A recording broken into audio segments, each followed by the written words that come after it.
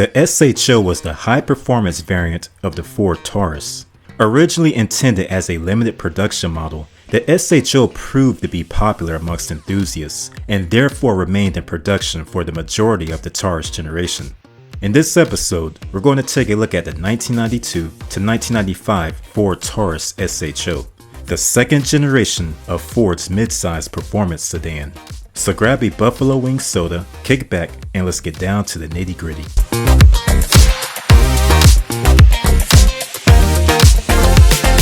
The execs at Ford never intended for the Taurus super high output to remain on sale for as long as it did. At first, the front-wheel drive performance sedan was supposed to have stuck around for only 1 or 2 years, but plans changed and it remained in production. Ford boasted and bragged how the SHO's 3-liter mill was designed and developed by Yamaha.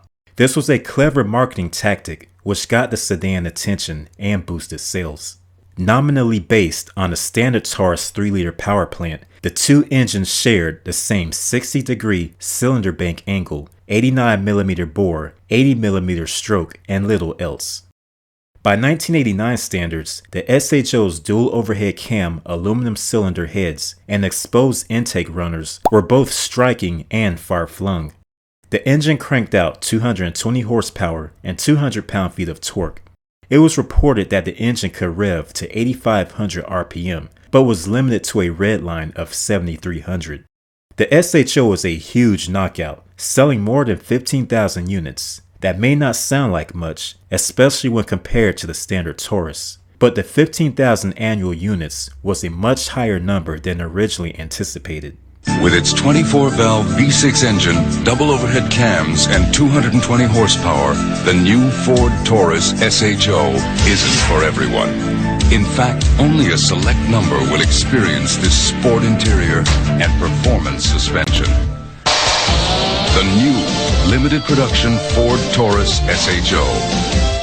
Power in the hands of a fortunate few. Have you driven a Ford lately? Ford realized the general populace appreciated a mainstream American-built performance-oriented sedan, so they went ahead and approved the SHO for a second generation. 1991. In the second half of this year, the second generation Taurus SHO went on sale alongside the standard Taurus. It continued the same powertrain from the previous model, however this time around the SHO was more clean cut, without the aggressive body cladding of the previous generation. 1992. This marked the initial model year of the second generation Ford Taurus SHO.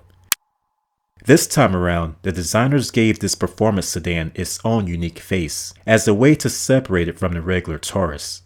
Those familiar with the 1992 Mercury Sable will see some resemblance with the new SHO. Excluding the light bar, the headlights came directly from the Sable, as well as the hood and fenders. But the new SHO did have its own bumper and fog lamps. Up front, the new second generation car would not be mistaken for anything other than an SHO. The unique front end was mainly due to a common complaint of the previous generation SHO. Customers liked the unique powertrain, but pointed out how it was almost visually identical to the standard Taurus sedan. Out back, the SHO got a dual exhaust and a unique rear bumper. The initial 1992 SHO can be distinguished by visual elements, such as the lack of a rear spoiler and downturned exhaust tips. 1993 SHOs had their rear brakes converted to solid discs, which replaced the vented discs that were used on all prior SHOs. The 1993 SHOs also got a slightly revised interior, in particular an updated center console. This model year also got the spoiler. What is it about Ford Taurus that makes it America's best-selling car? Is it Taurus SHO with its amazing handling and 24-valve, 220 horsepower performance, its driver-oriented interior, or the unique ways SHO finds to reward the driver like no other performance sedan? Ford Taurus SHO, another reason why Taurus is the best-selling car in America. Again. As a way of attracting even more buyers, Ford also offered an automatic in the SHO for the first time in this 1993 model. Going back to the first generation, the SHO had many prospective buyers, but a lot of them simply did not know how to drive a stick shift. Ford realized that although first-gen SHO sales were great, it could have been even better had they offered an automatic in conjunction with the Mazda-designed 5-speed manual. The new automatic SHO was paired to a 3.2-liter version of the 3-liter engine. The 3.2 cranked out an identical 220 horsepower, just like the 3-liter. However, it produced additional torque. Ford installed a less aggressive cam in the 3.2-liter motor to keep the horsepower figures parallel with that of the 3-liter motor in the automatic. For buyers that liked the SHO but didn't necessarily have the means for one, Ford brought out a new trim level for the Taurus, known as the SE. Debuting for 1995, the new Taurus SE was intended to be a budget-friendly, sporty variant of the Taurus. It was positioned between the base model GL and the top trim LX. This was supposed to be a sporty version of the Taurus, so it came equipped with front bucket seats and a center console. A floor-mounted shifter was also standard. The rear spoiler of the Taurus SE was derived from the SHO, and this new SE trim only applied to the sedans, so that means you could not get an SE wagon. By 1996, the Taurus was completely redesigned, and the SHO was pushed even further upmarket. This time around, it was in the mid-$30,000 price range, packing a 3.4-liter V8. This was the only Taurus generation that offered an 8-cylinder engine, and although this was a Ford engine, development was shared by Yamaha.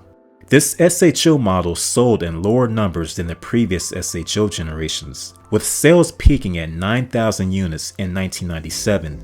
This was largely due to the polarizing design that came with the third generation Taurus.